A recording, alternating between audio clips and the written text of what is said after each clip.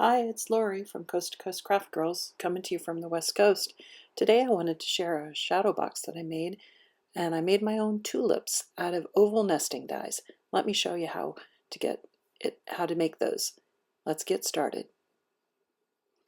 You start with 3 oval cuts from your nesting dies. You can use any size nesting dies that you want, but you need 3 of the same size per tulip. I used just a plain edge nesting die because I didn't want the stitched edge around the edge of my tulips. I used a paper from a sub box, but because I kind of liked that watercolory look, you could make your own watercolor background to use if you wanted, but I just found this and I liked it. Now we're going to start with the back petal. You cut it about 3/4, 2/3 to 3/4 of the way up, and you just want to kind of round off the top. You don't want to make it straight across because that doesn't look natural. So just kind of wiggle it a little bit with your scissors. Then for the second layer, you want that one to be just a little bit shorter than the back layer. So I kind of put them on top just to measure it, and then once I started the cut, take the other one out so you don't cut the back one. And again, you want to just kind of cut sort of a wavy, wiggly line all the way across. And that one's going to sit on top of the other one, so make sure that it's a little bit shorter. Not a lot, but a little bit shorter than the back one. Now the third oval you're going to actually cut into 2 different petals, and you want them about the same height as the back petal, but it doesn't have to be exact. And again, you want it kind of a wavy pattern. You don't want it to look exactly like either of the other 2. Once you get that wavy pattern, you're going to cut it into 2 petals. So start in the middle and just kind of cut down, and you want it to somewhat curve a little bit like a shell or a C-shaped or whatever you want to call it, because that's going to sit on top of that second petal and look like it's layered. So you want it to look like the petals kind of curving around from one side. Same on the other side. You want to cut it to be kind of a narrow curved section. So when you layer it on top, it looks like you actually have the back petal, then the center petal, and then 2 layers or 2 petals, one on each side, sort of cupping in. Now they don't show up too well right now, so what you want to do is you want to put some ink on to the different layers to make them show up. Now on the back layer, I just inked just at the very top edge of it, just to kind of take off that white edge. In the middle layer, that's where you want to really darken it up so that it stands out from the back layer. So I inked not only the top, but down into the petal. So when you layer it on top of the back, now you can really see it because it's so much darker than the other. On the 2 petals that kind of curve around, I again just sort of put a little bit of ink on the edges just to make them stand out a little bit. And as you're layering them up, I noticed that that front petal and the middle petal were too much the same color. Add a little more ink to that to darken that center, and then they show up a lot more. Same with that 4th petal that curves around. You just want to give it a little bit of an ink so that when they're all layered on top of it, you can see 4 distinct petals. And that's all there is to it. And now we're just going to glue them up, and then we'll make our bouquet of tulips. So for that middle petal, the back one's going to be flat on the back, but in the middle one, you want to round it. I just used my bone folder to kind of give it a little bit of a cupped shape or a rounded shape. And you just want that so that it has some dimension to it. Put a big glob of glue at the top and a smaller glob at the bottom, because you want the bottom to come together to not have that dimension. It needs to be more flat at the bottom, but you want the top to kind of stick out. So that's where you want the more glue. And then we're going to layer the top 2 petals on top. Again, you want a little more glue towards the top than at the bottom, so that the bottom comes together, but the top has the dimension, kind of sticks out a little bit from the back. That'll help it give a definition and look like actually in distinct petals. The last one you also want to give a little bit of curve to and give it a little more dimension so that when you layer it on top, it's definitely a distinct petal. As you get them all layered up, And there's your tulip. Pretty simple. It's pretty amazing to be able to make those tulips out of just oval nesting dies and paper with a little bit of ink. Now I made a bunch of them to make my whole bouquet. I'm not going to make you watch me make all of them. I made some in pink and some in purple. It's essentially the same paper, just a different color. And then I used pink, the fuchsia ink on the pink and the pale fig on the purple. So I've got 4 of each, and I don't know if you can tell, but I used 2 different sizes of oval nesting dies. So some of the tulips are a little bit smaller. To make the leaves, I actually found a leaf die. I think it was in one of the Crafter's Companion florals. To make the vase, I used another oval nesting die. It's the largest of the stitched edge nesting dies. Just cut it into Centura Pearl, and then I kind of trimmed the top and the bottom off to make a vase shaped. I also wanted to add some lilies, so I made some lilies out of the Crafter's Companion lily dies just to put in to break up the tulips.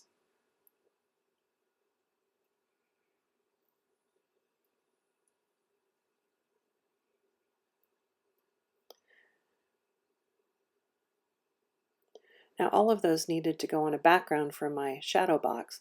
My shadow box was 9 3/4 by 12 3/4. Since all of my paper pads are 12 by 12, I had to do something different.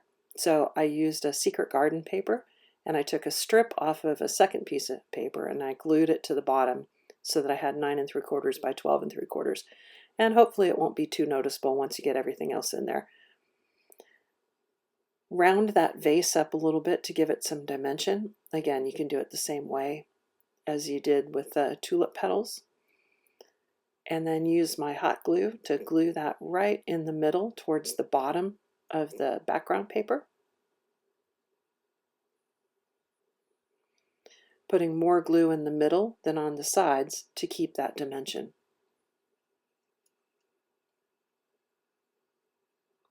Now you want to press it down, but not too hard because you don't want to lose the curvature. Then you're just going to arrange your flowers. Don't glue them down yet, but you're just going to arrange them on the paper to see what order you want them in and how you want them to look before you decide to start gluing stuff down. So I lay the whole thing out and then I kind of pick it up one at a time and glue them together. And when I was laying out the tulips, I tried to separate the pinks and the purples so that they were sort of evenly spaced. So I didn't have all pinks on one side and all purple on the other side. And then you also want to vary the heights so you don't have a set of tulips all sort of marching at the same height in a row across your vase. Just sort of lay them out to whatever's pleasing to your eye. And I kind of liked it that. Now with the tulips, I cut stems because I didn't want my tulips just floating in the air, and I didn't have enough foliage to cover every little gap. I just took the stems and glued them down with some tacky glue so that each tulip had its own stem. Now a lot of it's going to get covered up and you're not going to notice it, so it doesn't necessarily matter, but I just wanted something so that my tulips weren't floating in free space, so to speak. And just go around and put all your tulip stems in. Now you can see that I'm not gluing down my tulips yet. I'm just gluing the stems. I'll glue my tulips down once I start thinking about where foliage is going to go, because that's next.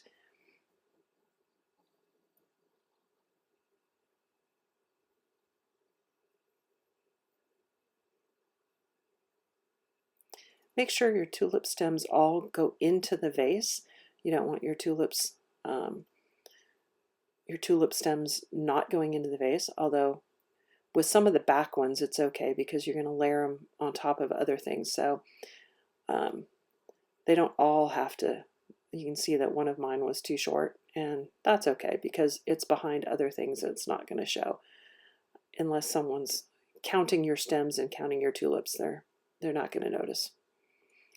Then go back once you've decided on all that and glue in your foliage and your tulips, making sure that your foliage is attached to a stem, and then you can kind of use it to somewhat hide any spots on your tulips. Say you've got one of mine had a little bit of a glue spot on the front of it, and so I used one of the leaves to kind of cover that by tucking the tulip underneath the leaf. But otherwise, you just want to put the foliage in, connected to the stems, and sort of covering up any holes um, or gaps in your arrangement. I also tried to vary the foliage so it's not all sticking out on exactly the same side at exactly the same angle. You want it to be a little bit unique and sort of some in front, some in back, some in front of the flowers, some behind the flowers, some pointing to the right, some pointing to the left, some more straight up and down, some more sideways. So just kind of put them in there so that they look good and so that they look natural. You don't want them all looking sort of artificially exactly the same. I tended to put more glue towards the bottom and then left the tops somewhat free so that they kind of stuck up and gave some dimension and came off the page. I thought that looked better.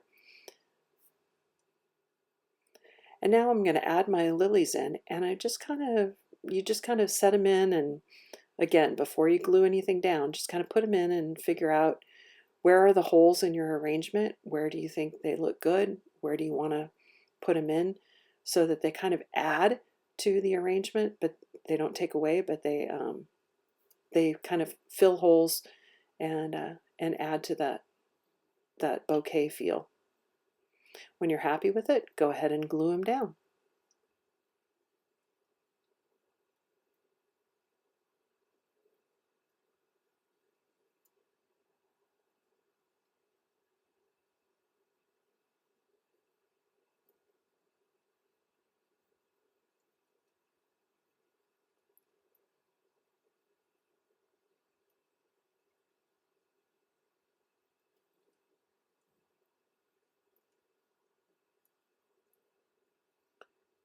And that's really all there is to it. It's a pretty simple bouquet of spring flowers, great for Mother's Day. I couldn't believe how simple it was to make tulips out of just nesting die cuts from my oval nesting dies. Hope you enjoyed that. Now and that you try it yourself. I'm going to make mine into a shadow box. You just set it into the back of the shadow box. Now my shadow box I got from Michael's. As I said, it was 9 3/4 by 12 3/4 on the inside. I don't know what it was advertised as being, but just slide it into that background. Put it in there and put your shadow box together. And you're all done. Now at this point, if you wanted to add a bow or a ribbon or a little sentiment or maybe love you mom or something in there for Mother's Day especially, that you could do that, or maybe even a ribbon on the bow or on the vase. I think that would look nice. But hope you enjoyed that. Share pictures if you make some of your own.